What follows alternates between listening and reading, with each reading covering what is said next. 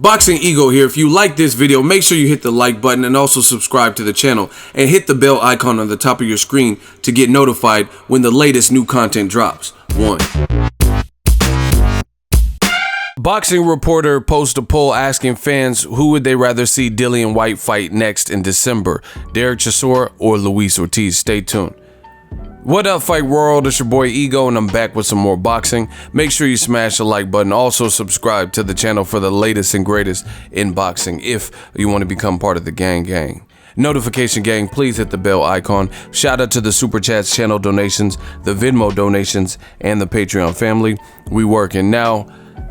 This just in, there's a reporter from the UK named Michael Benson. Shout out to him. And he posted a poll on his Twitter, has a lot of up-to-date information and, kind of collects news clippings and just different things in boxing. And he has a good following on Twitter. He posted a poll. The question asks, who would you rather see Dillian Whyte fight on December 22nd at the O2 Arena? ? Hashtag lazy Sunday boxing poll. And a whopping 74% of the people, this is the final results out of 4,000, almost 5,000 people that voted, 4,647. 74% of the people voted for Luis Ortiz. Only 26 remaining percent voted for Derek Chisora. So this is pretty much a snapshot. Dante's Boxing Nation also posted a poll. I got to look at his updated results, but I'm pretty sure as a boxing fan, I know what the results are going to be because I too am a boxing fan. I too have a boxing platform that's popular, and I too speak to boxing fans and even boxers on the daily, And to me, these results, I don't think this is a rigged poll. I think this is how boxing feels about Dillian Whyte versus Derek Chisora versus Luis Ortiz. And new media, once again, I keep telling you guys could go against it if you want, whatever. But the truth always comes out. Tell the truth. Tell the truth. It's always going to come out. You could try to bury it and hide and all that. It's still going to come out, And the bottom line is Dillian Whyte fighting Derek Chisora in a rematch in the grand scheme of things makes no sense, especially if he's a potential shoe-in for the April date with Joshua in the rematch. Let's see him at least go through a Luis Ortiz. I told you, I keep saying the same thing. My first choice would be Dillian Whyte versus Luis Ortiz. I think that's a cracking fight. It's an awesome fight, and it's a meaningful fight, and it'll show who wants a title shot versus Joshua more, who's hungrier, who's ready for that second crack at a champion or title shot.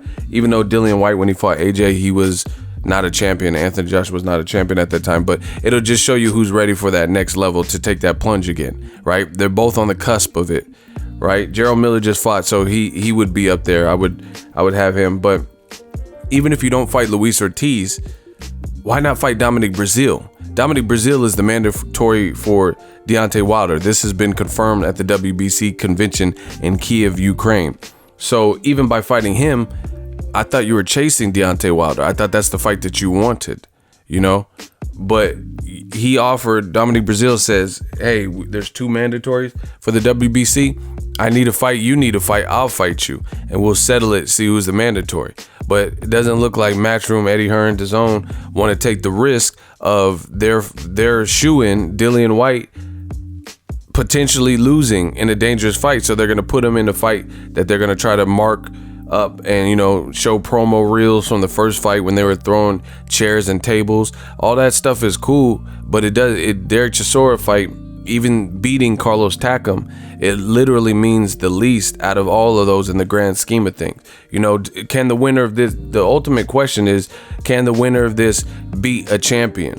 If Derek Chisora beats Dillian Whyte, can he beat AJ? Can he beat Deontay Wilder at this current point, having been through wars? Same thing with Dillian Whyte. He already lost to AJ by stoppage, by knockout. So is he ready to avenge that, and can he beat AJ? Now, if he beats Luis Ortiz, again, that makes a stronger case that he has a shot to beat Anthony Joshua, or Deontay Wilder. Like if he just went in there and bombed out Luis Ortiz, people will give him all the credit in the world, you know. So it's a shame what they're doing to Luis Ortiz, which is what I predicted. You know, they're trying to blackball him, and like they know how good he is, so that no one's picking him to play against. They just want to keep him on the sidelines and stuff.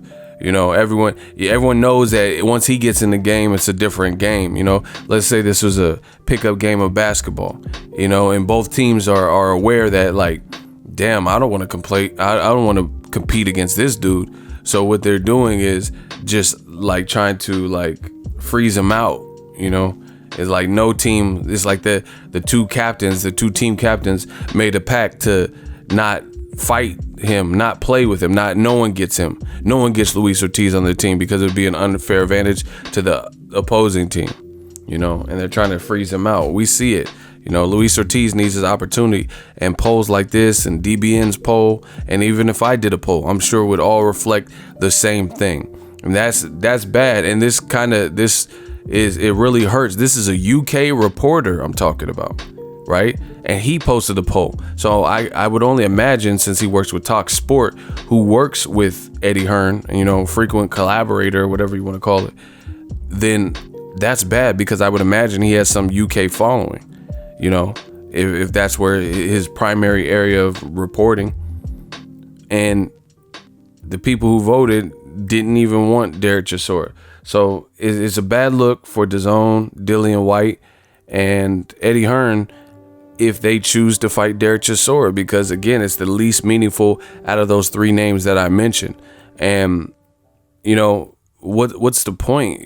Dillian Whyte already holds a win over Derek Chisora, you know. So this is a bad look, because then that means Matchroom and DAZN are gonna keep giving us fights that they want to make rather than what the public wants them to make. You know, why do we have to wait forever for Amir Khan, Kell Brook? To me, that fight's kind of past when it should have happened, past its expiration date or whatever you want to call it, right? And it's like pulling teeth to get that fight, you know. It's like if Eddie Hearn's saying that DAZN is gonna like take over the American market and stuff like that, they got to get cracking. They got to get a jump on it. And the only way to do it, since you don't have a stable that could compete with Top Rank, at least in America, you can't compete with Al Heyman's stable, then you're going to have to make the best fights, risky fights fans want to see. And to me, I look at it like this: when the promoters do stuff like this, trying to protect an investment, you actually hurt the fighter, because Dillian Whyte's a good fighter, and he could learn something by fighting Luis Ortiz, you know, win, lose, or draw. So you kind of rob your fighter of the opportunity to show his mettle and or learn, you know, because you don't want to see it. It's just like, let's say I'm a parent and I have a kid and I'm super overprotective, so I don't want to allow them to play sports, and they want to play sports. You know, they want to play soccer, they want to play football, they want to play baseball, and I'm just like so worried and overprotective that I'm like, no, you can't. You know, now that robs them of, you know, the ability to learn how to take a loss, because life is going to hand you losses, right? So being on a team and learning what it feels like to win, but also knowing what it feels like to lose, that could prepare you for just life. You know, it can help kids become, you know, just being in a team sport, it could help that brotherhood or sisterhood, whatever. It could help that morale and show you how to work with others, communicate with others. If you don't like your teammate, you're gonna have to figure it out. You know, you can't just haul off and punch them in an important game and then both of you guys get ejected or, you know, some type of penalty. So it teaches you how not to be antisocial and stuff, how to work well with others, different things like that. But if I'm an overprotective parent and then I never put them in those situations, even though they want to, then what good is that? How am I benefiting and positively impacting my child's life? Let me know what you guys think. Drop your thoughts in the comment section. Make sure you smash the like button as always. Hate, comment, and subscribe. Till next video is Ego signing off. So if you enjoyed this video and want more content like this on the channel, you can show your appreciation by going to the PayPal donate button or the YouTube support button, and you can donate any amount that you feel is equivalent to the value of this video. Much more to come. Thank you guys for your support. Boxingego, the future of boxing.